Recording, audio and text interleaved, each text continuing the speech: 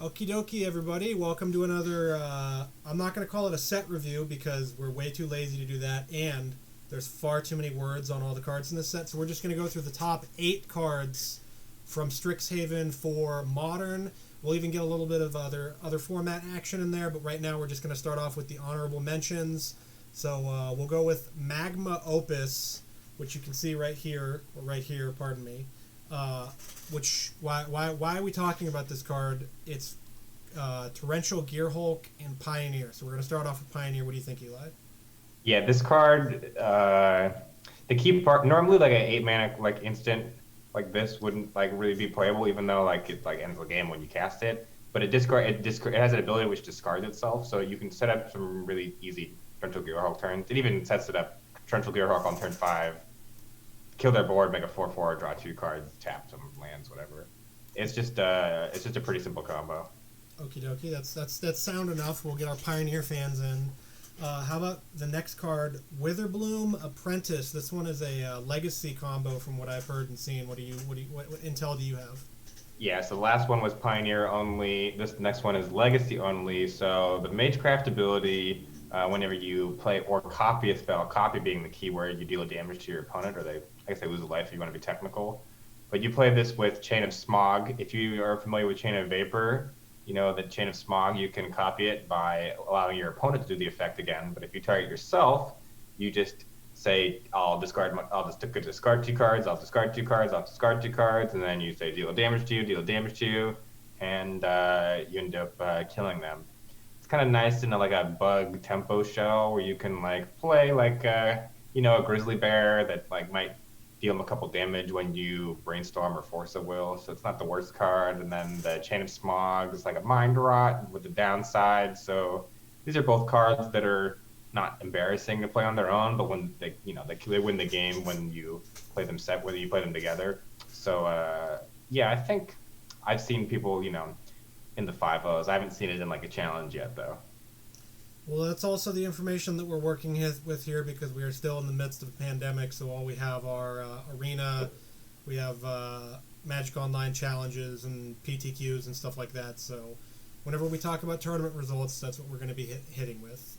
So next up, we've got pardon me, I skipped something. We're just going to get right off the top here with the fact that this set is EDH everything. It even has a legendary cycle of Elder Dragons at the top of it. So, like, if you need a new EDH general, you've got 5 to pick from. And so, in our little spreadsheet here, we're calling it Commander Legends 2 with hopefully better foils for the people out there that love foils. But really, this is like an EDH set. It's built for that. So, go hog wild with your 100-card decks. Next up, we have one that's near and dear to Eli and I's heart because I always just want to tell Eli this, and I'm probably going to tell him this first time I see him in physical person. I'm going to tell him to square up. Yeah, square up is important on our list because it's part of a long lineage of cards that we're probably going to buy 100 copies of and then like put in each other's deck boxes and like throw at each other. Savage Offensive was another one of these examples. So expect maybe 100 or 1,000 copies to be ordered from Channel Fireball at some point, and given as a gift in a deck box, maybe with like 50 of them or something like that. I'm definitely getting this one altered if I can. Just for somebody putting up the dukes. Next up, we actually have the card on the list that is a card that is not on the top 8 that you might think would be. It is Witherbloom Command. So tell me why this card is a trap in Modern. Yeah, this one dishonorable mentions.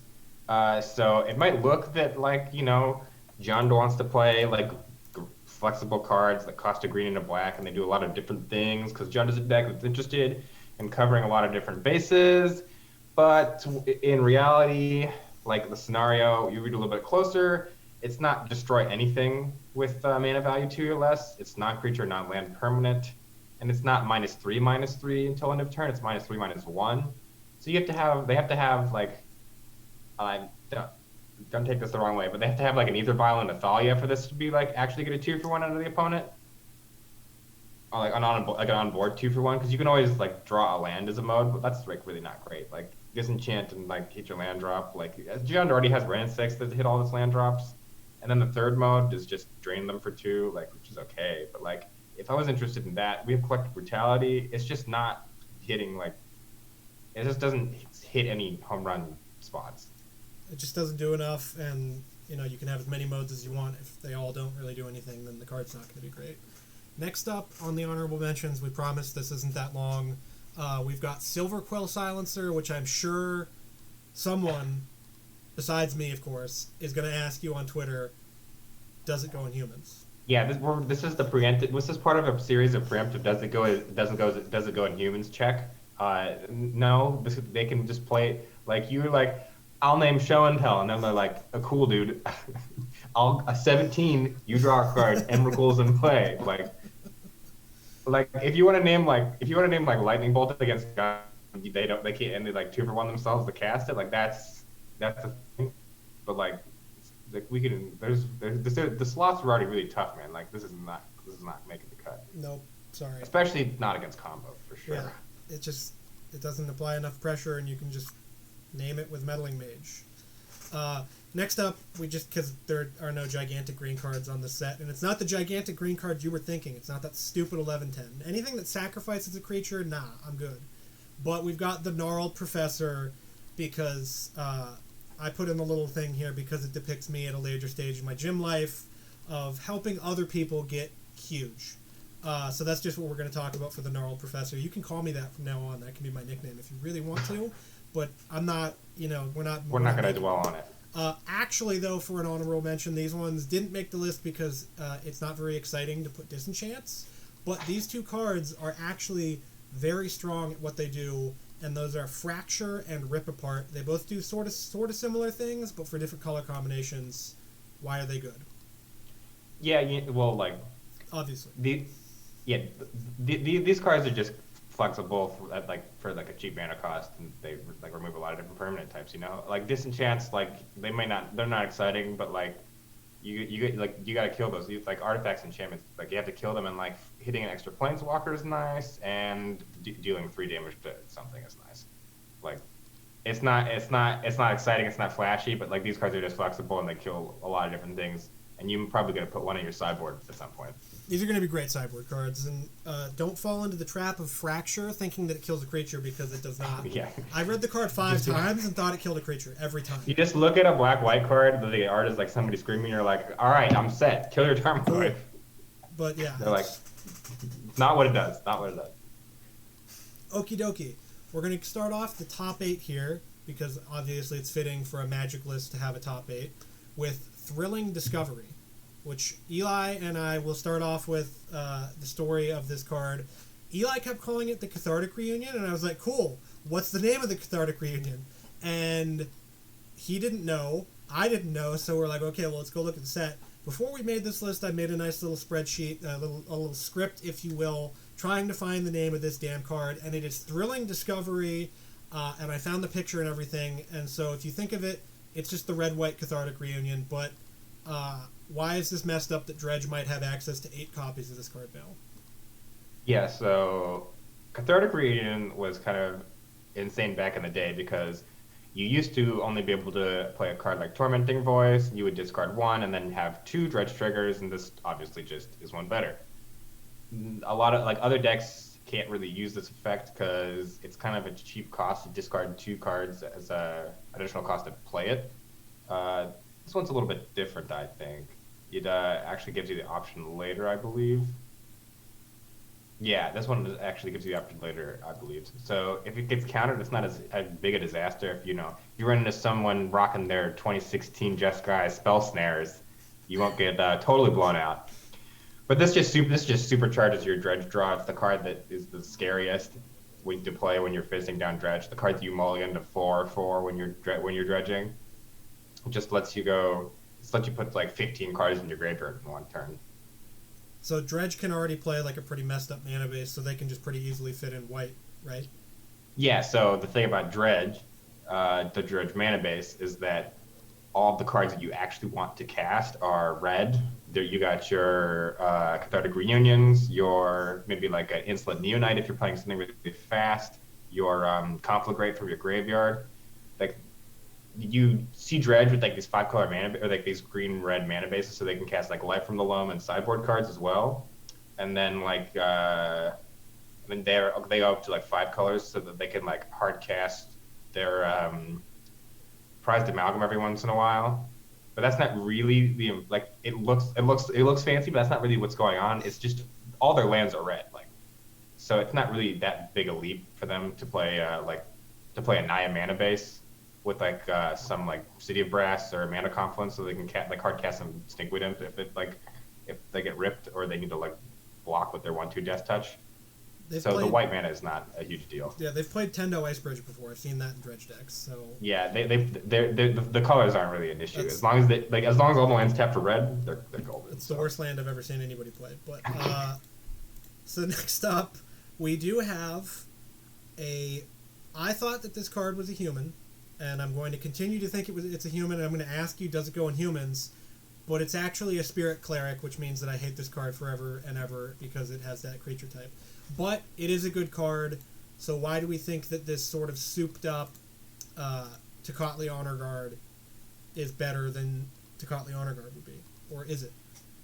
Well, okay, so Takata Honor Guard is a human, and you can't really play a Torpor Orb effect in humans because it just turns off too much of your deck. The only thing that's active still, I believe, is Meddling. Yeah, you only have like Meddling Mage and like Mantis Rider doesn't have an ETB, but everything else has an ETB. So you just can't play that effect in that deck. Spirits, you're really only hurting your Spell Quellers and your Mausoleum Wanderers. And the thing about this card is that if you play with Aether Vial, you can put your Spell Queller into play and then pay 2 for your own trigger. So the fact that it's attacks and not like a stat, just like a rock solid effect, can help you out in some spots. It's like in D&T, like you don't even have to pay for like Flicker Wisp is just a 3/1 flyer, like it's not that big a deal if it doesn't do the thing. But if it's turning off your opponent's Primeval Titan like for a couple turns, like that's a big deal. And the fact that it's something that you can pay 2 to get around also means that like you can play it as a hate card, but you can also like turn off you can only turn off your own drawbacks like you can with the Torpor Orb effects, and but still play your own ETBs. So like Phyrexian Dreadnought or like Lotus Field, and which are probably not combos you want to play in Modern. Well, one isn't legal in Modern, but like in a Pioneer deck, you can play like some sort of Lotus Field brew, or in a Legacy deck, you can be a Phyrexian Dreadnought enabler while not like just like you can't play ETBs, you just have to pay 2 extras. Like it's a little bit different, and it has flying. It's flying. Let me check this again. Also, I don't know if I even mentioned the name of the card, but it is Strict Proctor. So when I go back in editing and look like a dumbass, Torpor Orb Ghost. Yeah, that's what I'm going to call it. But that's Strict Proctor. So that seems like it actually has a pretty wide range of outcomes. The next card, I'm pretty sure, only goes in like one style of deck, which is Lane and Light Scribe or Feather's Best Friend. Yeah, this is just as far as Modern goes, this is just I'm playing Lava Dart, and the color that I decided to splash today was white, and that's what this card is good for. But seriously, there's a couple other, like the Magecraft, like your stuff gets big. There's like a green 2-drop that like Magecraft put a +1/+1 counter on it. And the reason why I like this card better is because this card, like you can untap with 2 prowess creatures and then like play this, and like it just scales like way faster. Like you can like play this and like play a Lava Dart and flash it back with like your 3 mana and having 2 Soul Scar Mages in play, and that's like what math now. Yeah, Where's you Frank Karsten get when 1, you 2, 3. That's this? like then they're both 5/6s. Yeah, they're both 5/6s right all like that same turn. So I like this card a little bit more because you can like play it and affect the board in the same turn. In addition to just like playing it, and it's just like a 2-mana 2 Soul Scar Mage. Okay. Well, next up is another card along those lines, and it's Clever Luminancer, which goes. It's like the Step Links except for instants or sorceries. Yeah, exactly. It's like kind of a different template. Yeah, it's different templated like super prowess creature basically. This card just gets out of hand super fast. Yeah. Like if you just have a draw, once again, Lava Dart is the card that supercharges all these super prowess decks. But like even like you play this with like Mutagenic Growth too, just like give it +4/+4 for 0 mana. But yeah, like if you ever if the card that you ever want to play in your prowess decks is white, this means that you have there's definitely more of a reason to do that between Lean and Light Scribe and Clever Luminancer. Just like they don't have flying like the blue cards do. You're not like grinding like Splashing Kolaghan's Command and discard spells do. You're just like, if you need to be turbo in your prowess deck, white is now the color that you play. So that seems like something that I might be a little bit interested in. I do hate Lava Dart, but I have played it in a Grand Prix, so that was an emergency time. We don't love that style of deck, but we'll swallow our pride. We're not above it. I'll play it. Next up, we have one that you might not be expecting, you being the audience, by the way, because Eli was the one that had to tell me about this card that you might not be expecting would make the list, but that is Expressive Iteration, the blue-red sorcery that we are going to call the Super Strategic Planning. So just tell me why.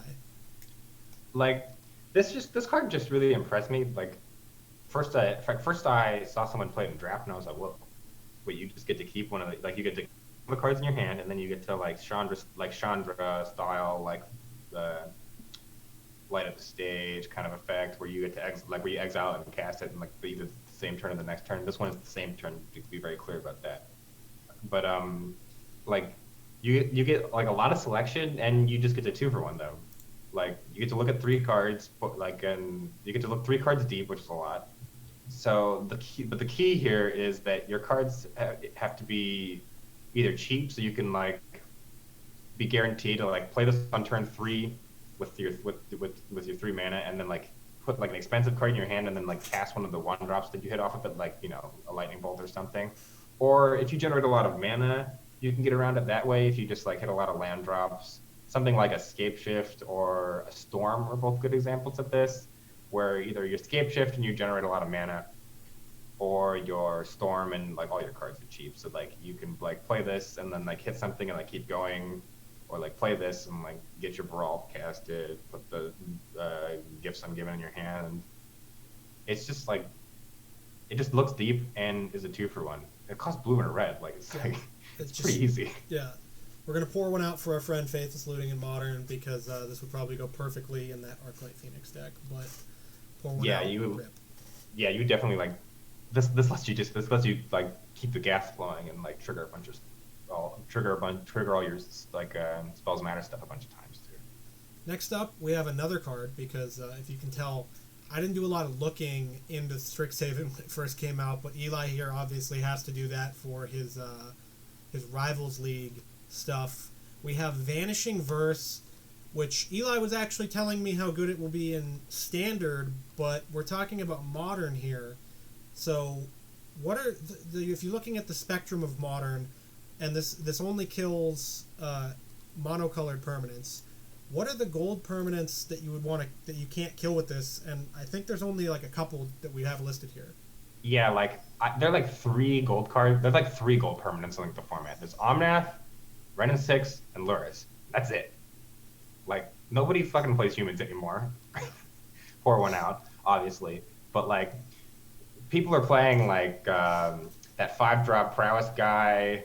They're playing like Soulscar Mages, Swift Spears. They're playing like Death Shadows, Tarmogoyfs. They're playing like Boomer Jund, like Liliana the Veil. Like, it doesn't kill colorless cards, obviously. Yeah. So it'll be sometimes it'll run into a brick wall and it'll be dead. But it just like answers like so many things. It just exiles and it says permanent on it. Yeah. You know what? I found one. It doesn't exile Kitchen Finks. There you go. Win there you go, folks. Scoreboard. Thank you. Yeah, just general removal spell. Really, just seems like it might actually be pretty good. And then obviously in Standard, we don't want you to give away your secrets for that for the Rivals League, but just know this card might be very good in Standard. Next up, we have the last 2 cards that we have here. One of them you can probably guess. Actually, you could probably just guess both of them because they're both good cards. And we'll go with the major one of, does this go on humans? And it's PVDDR himself, the Elite Spellbinder. What do you think about this one? Yes, this card, I think this card has what it takes. But I don't think it actually synergizes that well with humans. Like, it is a human. It's 3-drop flyer. we've all seen that before. But I think this synergizes more with some like more conventional, old school white disruptive aggro strategies. Like the fact that it like exiles the card, it doesn't just like make it cost 2 more, like and like you name a card or something like that, means that it works with all those Eldrazi processor like Wasteland Strangler strategies. Like yeah, I mean. I hate those decks. Dude, they keep win. They always win though. Like they're always showing up. Like I think it won the last challenge, or it was in the top 8 of recently, and it had 3 elite Spellbinder in the main to do the combo with. Well, there you go. It works great. It works great with Eldrazi Displacer, so you can keep repeating it. So I think it's more of an DNT card than a humans card. Mm-hmm. There are some issues that I see though. One toughness is a little awkward in Modern due to the popularity of prowess strategies and like red-green or like 4-color mid-range decks with Ren and 6s. So it's not all sunshine and rainbows. It might actually be more of a legacy card because you're not really punished for playing 1 toughness creatures in that format. Ren and 6 is banned in that format, right? They did that finally? Oh, yeah. Okay, there you go. You're not allowed to play 1 toughness creature. Well, you can play as many 1 toughness creatures as you want, baby. It shows how long it's been since I played Legacy. And obviously, either vial makes it great. Draw stepping, take their hand. We've seen that with Kiteself Rebooter before. So. I know how to do that, at least. Yeah. You definitely want to be playing this in some sort of Repo Fire strategy. And I think the answer is either D&T, which I think might be powerful enough for, or ENT in Modern, because of the synergies with the Eldrazi. So before we get to the number 1 pick, no, I'm not doing a casual plug or a shameless plug for those people that like to watch Eli's stream. We're just going to talk a little bit about how, looking at this list, it is dominated by white cards. So we have 1, 2, 3, 4, 5 white cards on the list, and there's no green cards, which is sad for me, obviously, because there's no gigantic 3-drop. But are they pushing white back to where they think it should be? Because we got Skyclave Apparition last set, which is the best white card they've printed since Gideon Allied Zendikar. And then we're seeing sort of this renaissance of white-based creature decks and white-based everything in modern Magic. So do you think that they're pushing a sort of playstyle with white here, especially in this set?